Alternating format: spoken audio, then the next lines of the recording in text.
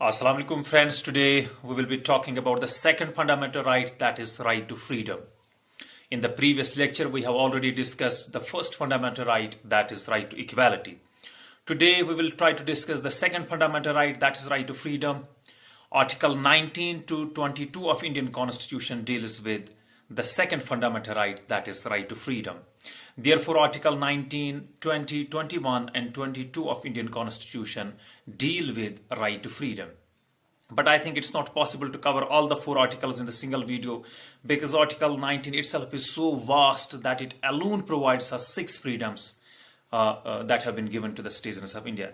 Therefore, I have decided to have a third bar discussion about Article 19 so that people can understand it in detail. You know, when we usually teach the students in the school, we only touch the 6 freedoms that have been given in Article 19 of the Indian Constitution. But it has not only provided the 6 freedoms to the citizens of India, but it has also imposed so many restrictions that are incorporated in other parts of the Article 19 of Indian Constitution. For example, Article 19, Clause 2, 3, 4, 5 and 6 talks about the reasonable restrictions that has been imposed on these 6 freedoms that have been guaranteed by Article 19 of Indian Constitution.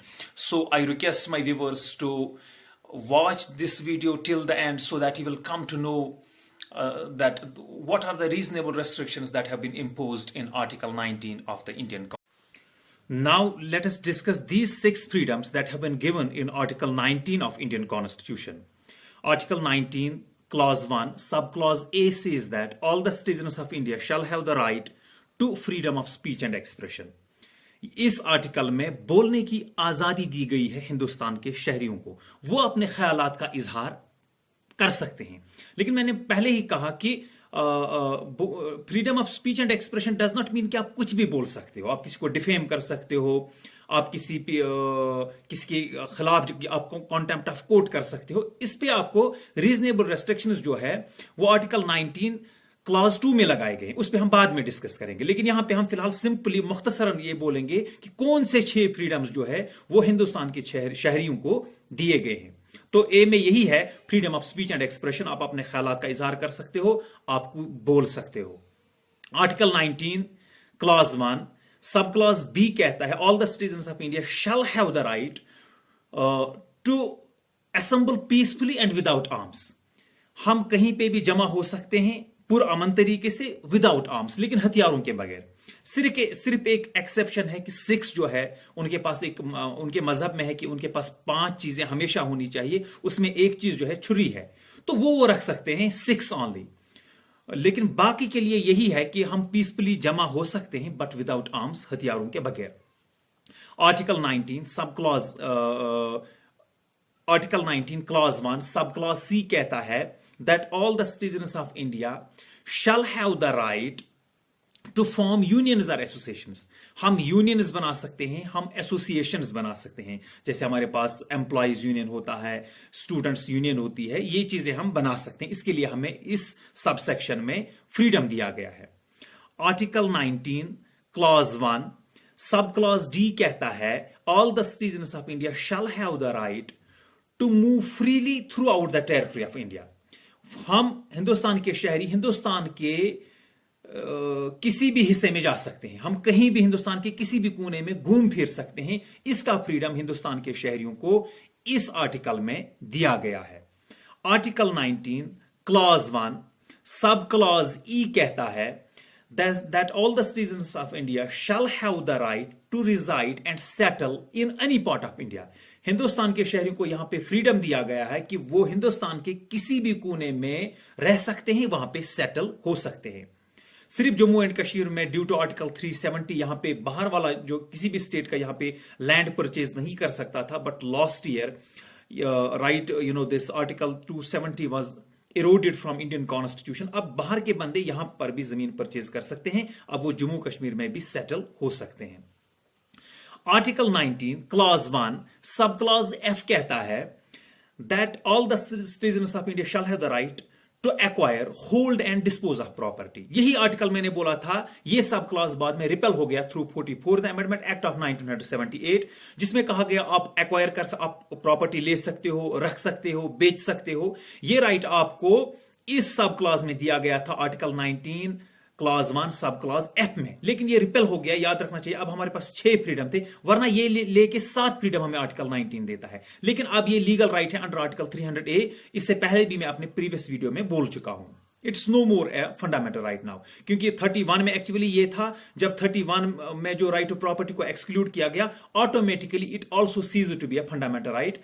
इस sub section को भी फिर article 19 से निकाला गया। Article 19 clause 1 sub clause G says that all the citizens of India shall have the right to practice any profession or to carry on any occupation, trade or business। आप कोई भी profession इख्तियार कर सकते हो। आप डॉक्टर बनना चाहते हैं, आपकी मर्जी है। आप टीचर बनना चाहते हैं, आपकी मर्जी है। आप कारपेंटर बनना चाहते हैं, आपकी मर्जी है। आप पे छोड़ा गया, आपको फ्रीडम दिया गया है, आप किसी भी किस्म का पेशा इख्तियार कर सकते हो। और to carry on any occupation, trade और बिजनेस, आप किसी भी किस्म का तिजारत कर सकते हो, बिजनेस कर सकते हो, और किसी भी किस्म का पेशा आप इख्तियार कर सकते हो। लेकिन लास्ट में फिर से यही कहूंगा कि these fundamental rights or these freedoms are not absolute in nature. These freedoms are subject to the reasonable restrictions that have been imposed in different subsections of Article 19। उसमें इसी के बाद हम बात करेंगे। एक्चुअली जो ये फ्रीडम्स हमें दिए गए थे, ये हमें हमारी फुल पर्सनालिटी डेवलप हो जाए, इसलिए frameworks of the Indian constitution ने ये फ्रीडम्स हमें दिए थे। लेकिन at the same time it was also felt that these freedoms may create a problem in formation of a peaceful and an egalitarian society। एक पीसफुल सोसाइटी अगर हम बनाएंगे तो उसमें प्रॉब्लम्स भी क्रिएट हो सकते हैं। तो फिर वक्तन फवक्तन डिफरेंट अमेंडमेंट्स के जरिए से डिफरेंट रेस्ट्रिक्शंस इन हमारे फ्रीडम्स पे लगाए गए, जिनको हम आगे इंशाल्लाह डिस्कस करेंगे। जो रीजनेबल रेस्ट्रिक्शंस इन फ्रीडम्स पे लगाए गए हैं वो आर्टिकल 19 सेक्शन 2, 3, 4, 5 और 6 में वो रीजनेबल रेस्ट्रिक्शंस जो है वो लगाए गए हैं, वो हम now let's talk about the 6 freedoms that have been provided by Article 19 of Indian Constitution। First freedom जो हिंदुस्तान के सिटीजन्स को दिया गया है वो है that all the citizens of India shall have the right subsection A to speech and expression। बोलने की आजादी, अपने ख्यालात का इजहार जो है एक सिटीजन ऑफ इंडिया वो कर सकता है। लेकिन I have already told you that freedom of speech and expression does not mean that you can speak anything।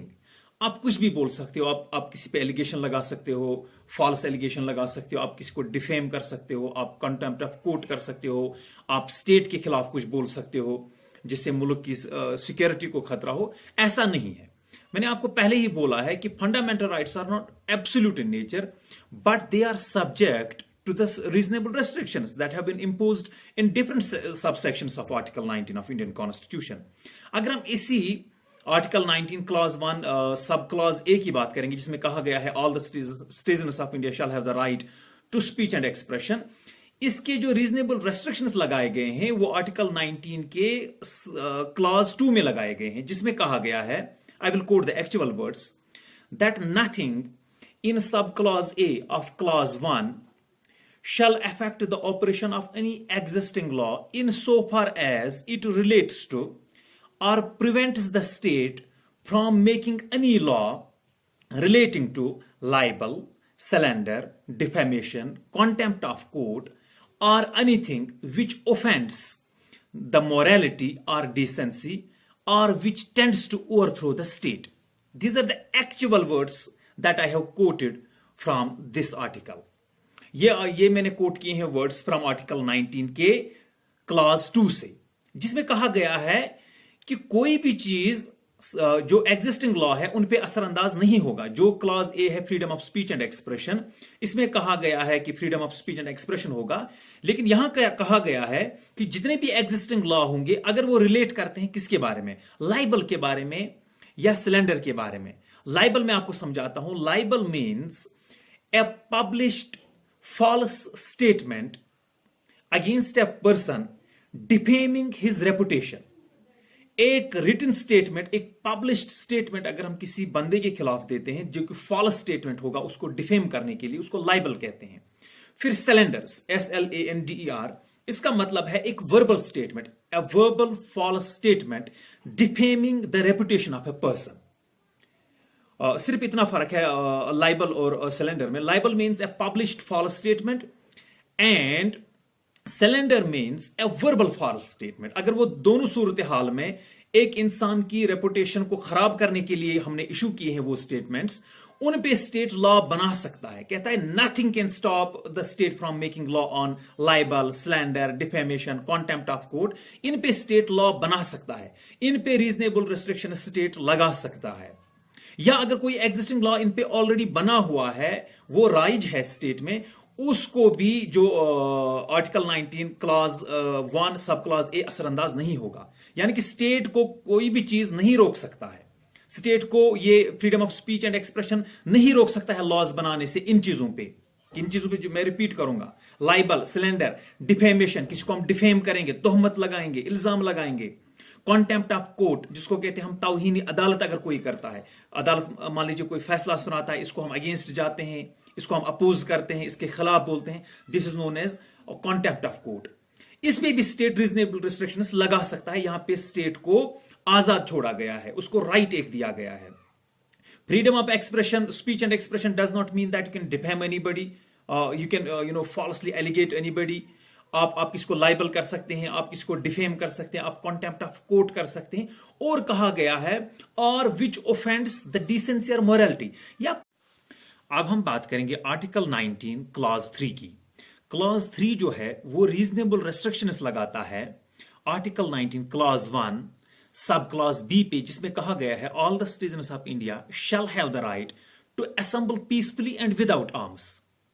आप पुरअमन तरीके से जमा हो सकते हो आर्म्स के बगैर, लेकिन इस पे रीजनेबल रेस्ट्रिक्शंस जो है फिर आर्टिकल 19 के क्लॉज 3 ने लगाए हैं, जिसमें कहता है, I will quote the actual words, nothing in subclause B of clause 1 shall affect the operation of any existing law insofar as it imposes or prevents the state from making any law imposing in the interest of the public order the reasonable restrictions on the exercise of the rights conferred by this subclause।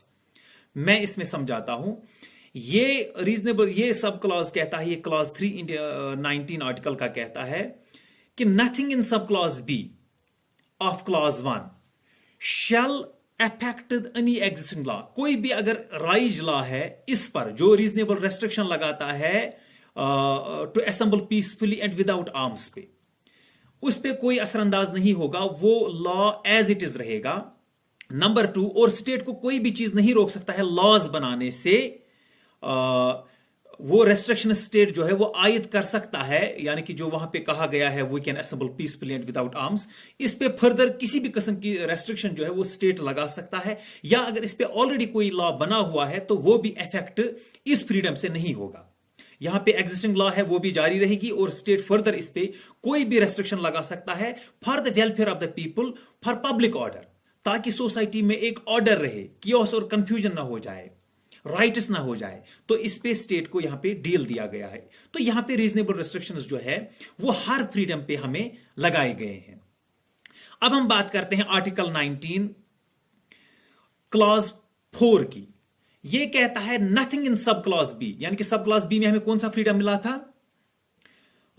To form union और association, हम union और association बना सकते हैं, लेकिन इसमें भी reasonable restriction लगाए गए हैं, वो हम नहीं पढ़ते हैं। That is in article 19 sub clause, वो आर्टिकल 19 के क्लॉज 4 में है। क्लॉज 4 कहता है, I will quote the actual words, nothing in sub clause D of clause 1 shall affect any existing law insofar as it imposes or prevents the state from making any law for public order।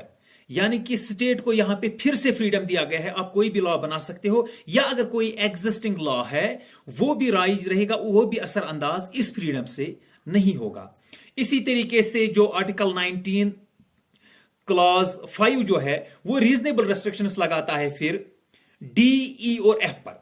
बिल्कुल यही words है कि state को, actual words यही है कि कोई भी चीज स्टेट को नहीं, एग्जिस्टिंग लॉ पे असरअंदाज नहीं होगा, या स्टेट को कोई भी चीज स्टॉप नहीं कर सकता है लॉज बनाने से। रीजनेबल रेस्ट्रिक्शंस जो है वो स्टेट लगा सकता है। इसी तरीके से फिर हमारा जो जी है, जो जी में हमें ये फ्रीडम मिला था कि हम किसी किस्म का भी ट्रेड कर सकते हैं, प्रोफेशन इख्तियार कर सकते हैं, बिजनेस इख्तियार कर सकते हैं, इस पे भी रीजनेबल रिस्ट्रिक्शंस जो है वो लगाए गए हैं। तो लास्ट पे कहने का यही मकसद जो है, ये रीजनेबल रेस्ट्रिक्शंस जो है इसलिए लगाए गए हैं ताकि हम एक इगैलिटेरियन और एक पीसफुल सोसाइटी को क्रिएट कर सके। और इस आर्टिकल 19 को it has been amended 3 or 4 times till date. It was amended through very first amendment of the Indian Constitution. It was amended through 44th amendment. It was also amended through 97th amendment act of 2011, जो 2011 में amendment हुई, उसके जरिए से भी इसको amend किया गया है। तो मोटे तौर पे इसको हम समझेंगे तो कॉन्सेप्ट यही था कि किसी तरीके से सोसाइटी में जो है ये डिसऑर्डर पैदा नहीं होना चाहिए, इगैलिटेरियन और पीसफुल सोसाइटी जो है वो क्रिएट होनी चाहिए। इसीलिए जो है ये रीजनेबल रिस्ट्रिक्शंस जो है आर्टिकल 19 के मुख्तलिफ सेक्शंस में लगाए गए हैं। तो थोड़ा सा मैं इस पे ये बोलूंगा आपको कि 44th अमेंडमेंट के जरिए से आर्टिकल 19 को ये चेंज किया गया है, इससे रिपेल किया गया है सेक्शन एफ जो है under article 19 clause 1, sub clause जो एफ है उसको रिपेल किया गया 44th अमेंडमेंट के जरिए से।